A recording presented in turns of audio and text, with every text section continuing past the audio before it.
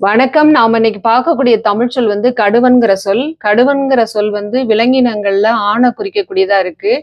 குரங்கு, பூனை, புலி இவற்றை சொல்றப்ப நம்ம கடுவன்கிற சொல்ல பயன்படுத்தியிருக்காங்க. சங்க இலக்கியங்கள்ல வந்து கடுவனாகிய ஆண் குரங்குகள் வந்து பலாப்பழங்களை விரும்பி உண்ணக்கூடியத அகநானூறும், புறநானூறும் சொல்லுது.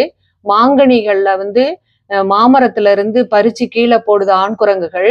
பெண் குரங்குகள் தன்னோட குட்டியோட ஆசையோட விரும்பி உண்ணுவதையும் இலக்கியங்கள் நமக்கு காட்டுது. தேங்கியுள்ள தண்ணீர்ல நீர்க்குமிழிகள் தோன்றப்ப சிறுவர்கள்லாம் அதை உடைச்சு விளையாடுறாங்க.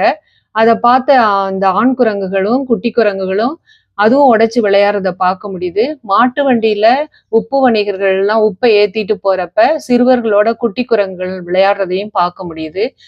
அந்த வகையில கடுவன்கிறது வந்து வேகமாகவும் வலிமையாகவும் இருக்கிறதுனால ஆண் குரங்குகளை கடுவன் சொல்லி அழைச்சிருக்காங்கங்கிற ஒரு விளக்கத்தையும் நம்ம பார்க்கலாம்.